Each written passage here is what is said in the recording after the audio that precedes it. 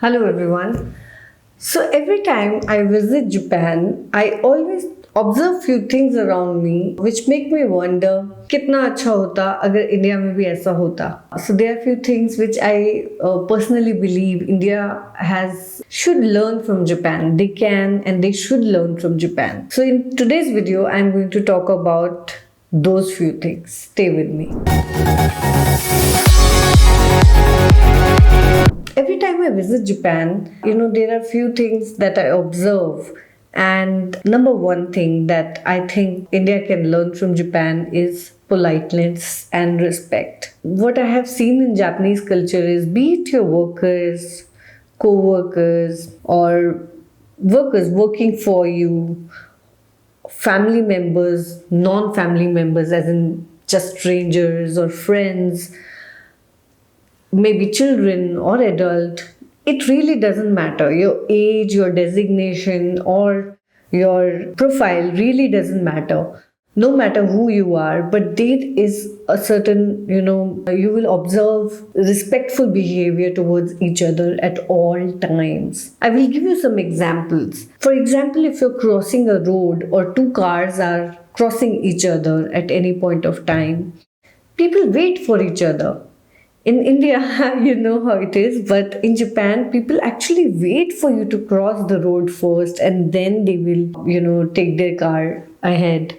I think it's a very high level of respect that you can offer to others if you're doing this. Similarly, in queues, when they line up for anything, be it transport or train, bus, or anything in supermarkets, I have never ever seen anybody cutting through the queue. I know you might think that it has more to do with discipline and less to do with respect. But honestly, when you are cutting somebody in the queue, you are thinking that the other person is stupid and you don't have respect for the person you are cutting. And I have seen that in Japan, it just never happens. In fact, if they see that you are in a hurry or in some kind of problem, they will offer you to go ahead of them. So this is, another example. All of you must have heard that Japanese are always on time. And I always thought it's a trait of discipline, again, as many of you would think.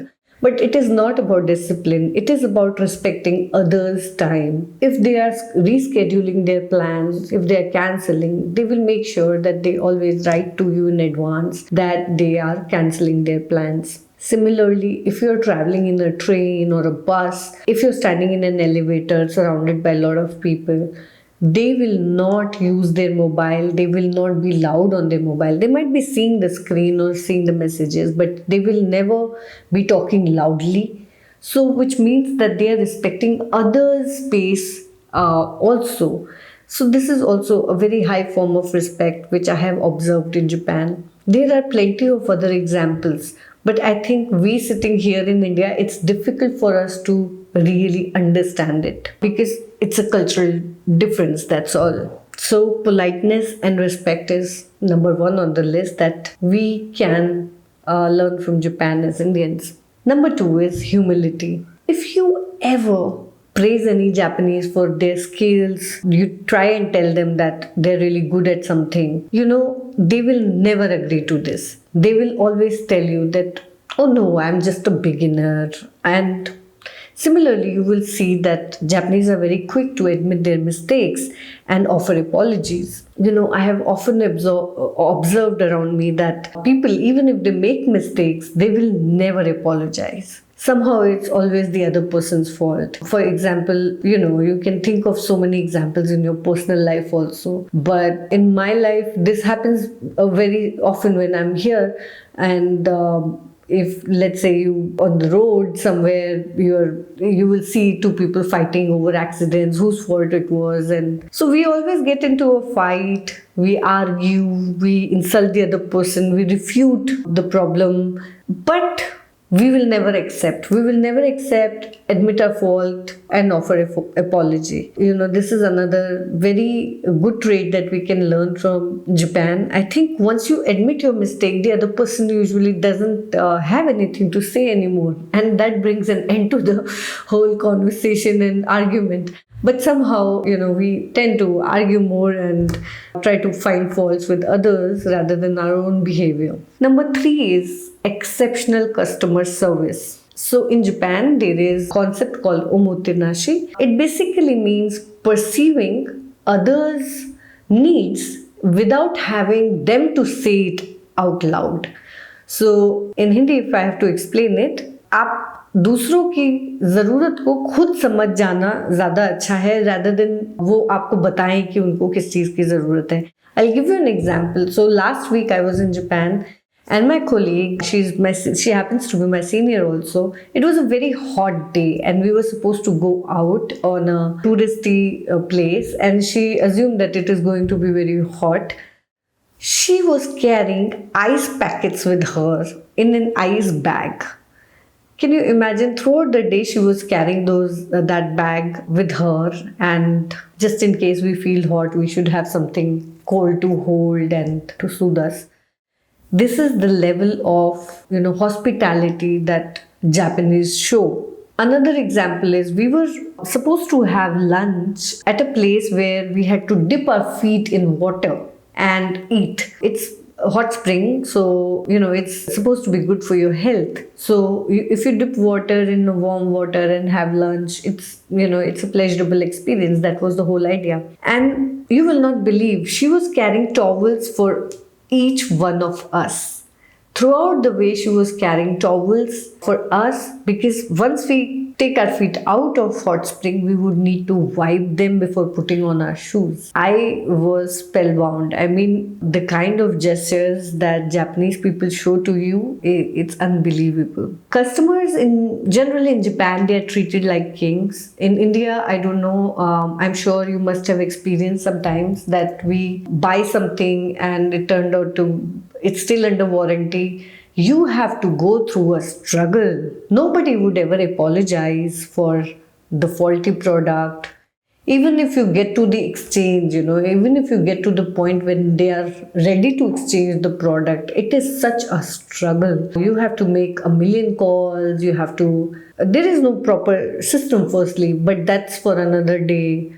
So what I have observed in Japan is that they are very, quick to resolve issues with customers, because customer is absolutely the king there. In India, maybe it's just the population that there's always the next customer coming. We are taken for a ride. So this is something we can learn from Japan. It is exceptional customer service. Next is doing chores yourself.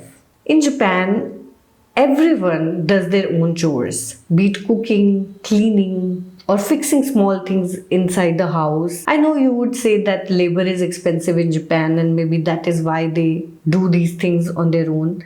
But I think it also has to do with the way children are brought up in Japan. In schools, children are made to do cleaning. They clean the classrooms, they serve food in the cafeteria. In fact, they also get their turns to clean the toilets in school. I know it is controversial because in India, there are many societal and cultural problems, even if I suggest that this is a good idea to do so. But I think because of this practice, children not only become independent, but they also learn to respect workers and look at these activities as the necessary activity in one's life. And they also respect the workers who do these chores in real life. So, they become independent and they keep doing this. So if you enter any public toilet also in Japan, it is spick and span. I have never come across a dirty washroom in Japan. And it is because of the mannerisms that they learn in schools. If you do your own chores, it definitely makes you more responsible. It makes you, more respectable to others, as in you respect others more. And also, I think it has something to do with their perfectionism. I mean, the habit of doing things on your own leads you to do them perfectly, and that's how you want to do them all your life, and you want to do that in your work area also. Next on the list is minimalism. Most Japanese don't, they don't hoard.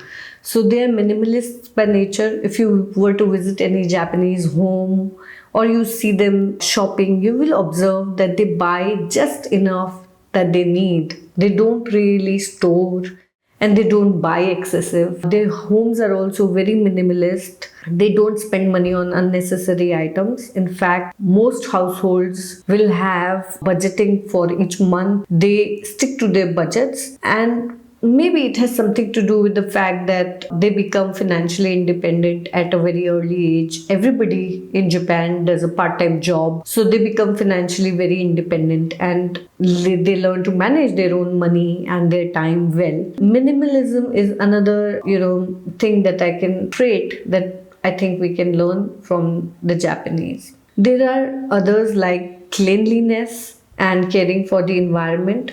So, no matter which street in Japan you're standing on, you will always see that it is spick and span, it's clean. They will never litter, they will never throw garbage on the road, or every nook and corner is absolutely clean. I really wish we could adopt this habit of not littering, keeping our streets clean. Basically, working as a community rather than just being this selfish person. If we can just think about others, people around us, and it will help us grow as a country as well as, personal growth. This is also a level of personal growth if you can think about others before you. So that's all. I hope we all think about these things. There are many things that Japanese can also learn from India, but that's for another video. We will definitely talk about it in some video. Thank you for watching. Like and subscribe.